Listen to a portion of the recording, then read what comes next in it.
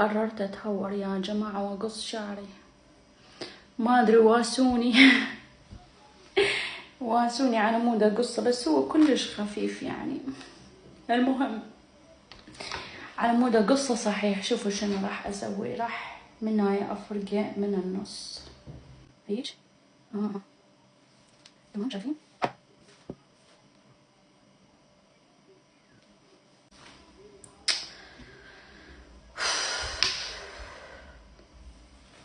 ما ادري، يلا لازم نتهور يعني. تهورنا وقررنا نتزوج، فما راح يكون أسوأ من الزواج. فهمتوا علي؟